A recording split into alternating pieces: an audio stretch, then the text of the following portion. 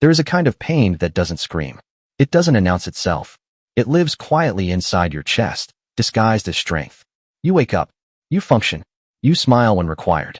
But somewhere deep down, something feels heavy, and you don't know why. Sometimes, the hardest thing is not letting go of someone else. It's letting go of the version of yourself who kept enduring what hurt.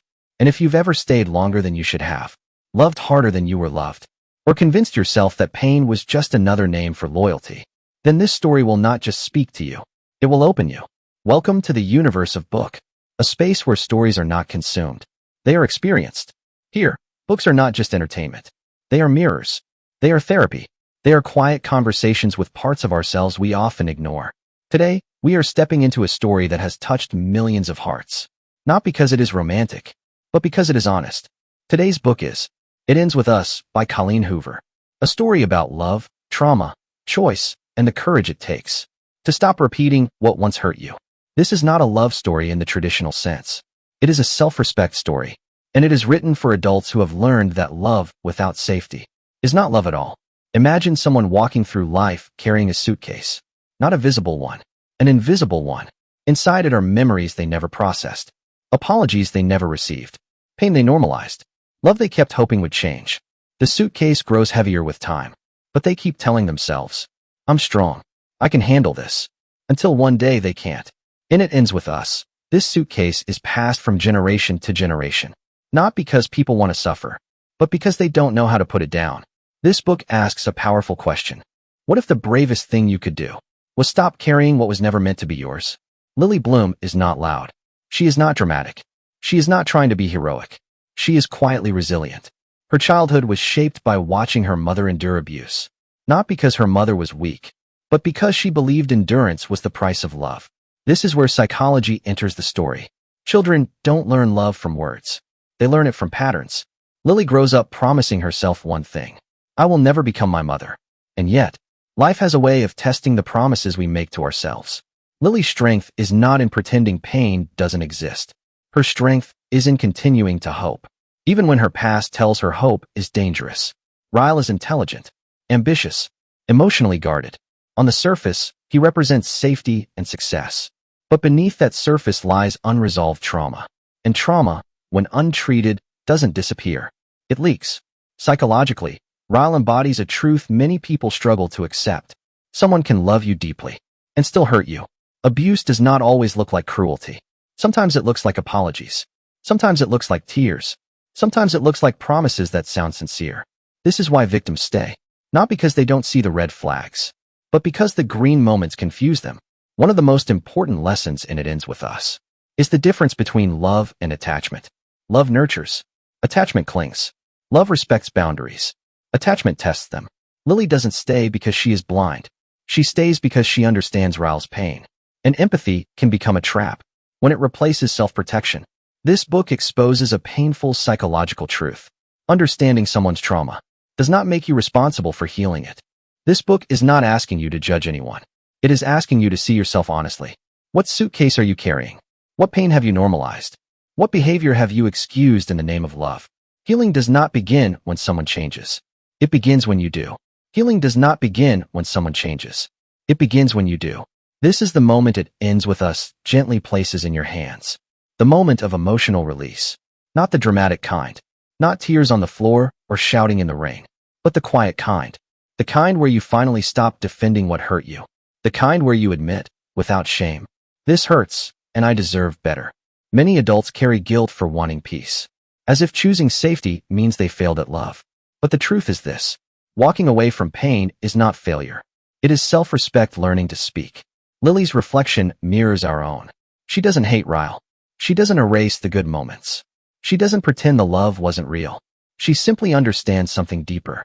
Love that costs you your emotional safety is too expensive. This is where emotional release truly begins. Not by erasing the past, but by refusing to let it decide the future. One of the most mature psychological lessons in this story is that closure does not require cruelty. Lily does not leave with anger as her fuel. She leaves with clarity. Psychologists often say that the hardest relationships to leave are not the worst ones. They are the almost good ones. Because almost keeps hope alive. And hope can chain us longer than fear ever could. It ends with us teaches that you can acknowledge someone's pain without sacrificing yourself to it. You can say, I see you. I understand you. And still, I choose myself. That choice is not selfish. It is emotionally intelligent. The moment Lily becomes a mother, something shifts permanently. Suddenly, love is no longer just about endurance. It becomes about example. Children don't learn what we say. They learn what we tolerate. Lily realizes that if she stays, she isn't just repeating a cycle. She is teaching it. This is one of the most powerful messages for adults. Healing is no longer just personal when others are watching. Sometimes we leave not because we stopped loving someone, but because we started loving someone else more. The child within us, or the child depending on us. When Atlas re-enters Lily's life, the contrast becomes undeniable. There is no chaos, no fear, no emotional whiplash, and that's exactly why it feels unfamiliar. Psychologically, many adults confuse calm with lack of passion, because their nervous system was trained on instability. Atlas represents regulated love, the kind that doesn't spike your anxiety. To prove its intensity, this book gently reminds us, if love feels peaceful instead of painful, that doesn't mean it's weak. It means your nervous system is finally allowed to rest. The title is not a threat. It is a promise. It ends with us does not mean pain disappears. It means the cycle stops here. The silence stops here. The normalization of hurt stops here. It ends with the generation brave enough to say no more. And that courage often looks quiet, lonely, misunderstood. But it is the most powerful form of love there is. Remember the empty suitcase? The one filled with expectations, guilt, memories, and fear? This is the moment Lily sets it down. And this is the moment the book invites you to ask, what are you still carrying that no longer belongs to you? Pain should teach, not live with you forever. Love should expand you, not shrink you. And healing should feel like exhaling after holding your breath for too long. And when you finally choose yourself, something unexpected happens. The world doesn't collapse. You don't fall apart. You don't become heartless or cold. You become lighter. Healing is often misunderstood. People imagine healing as waking up one day completely whole, with no memories, no triggers, no pain. But it ends with us tells a more honest truth. Healing looks like still remembering, but no longer bleeding. Still caring, but no longer sacrificing yourself. Still loving, but with boundaries that protect your soul. Lily doesn't walk into a perfect life. She walks into a conscious one. Psychologically, this matters, because growth is not the absence of scars. It's learning how to live without reopening them. Healing is not erasing the past. It is reclaiming authority over your future. This book doesn't hurt because it's tragic. It hurts because it's familiar. Many adults see themselves in Lily, not because of abuse alone, but because of the compromises they made in the name of love. The moments they stayed quiet. The times they justified disrespect. The hope they kept alive long after it became heavy. This story forces an uncomfortable reflection. Backhand index pointing right, what if the love you're protecting is the very thing hurting you? And more importantly, backhand index pointing right, what if leaving is not betrayal, but survival? 39:00, 41:3. 0 strength reframed. Softness is not weak. One of the most powerful psychological shifts this book offers is the redefinition of strength. Strength is not how much pain you can tolerate. Strength is knowing when pain is no longer teaching you, only draining you. Lily's strength is quiet. It doesn't prove anything to the world. It simply protects what matters most. This is especially important for adults who were taught to endure, to stay loyal at any cost. To confuse sacrifice with love. But real strength chooses peace. Real strength chooses growth. It ends with us never asks you to hate. It asks you to understand and still choose differently. You can acknowledge someone's trauma and still refuse to be their battlefield. You can hold compassion without offering yourself as collateral damage. This is emotional maturity. And this is why the story feels so human. Because it doesn't divide people into villains and heroes. It shows broken people making choices. And one woman deciding that brokenness stops with her. If you're watching this and something feels tight in your chest, pause for a moment. That feeling is not weakness. It's awareness waking up.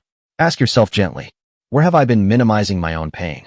What have I been carrying out of habit, not love? Who would I become if I chose peace without guilt? These questions are not meant to judge you. They are meant to free you. The most beautiful truth, and it ends with us, is that endings are not failures. They are turning points. When Lily says, it ends with us, she is not closing a door. She is opening a future where love is safe, where children don't inherit pain, where where strength looks like self-respect.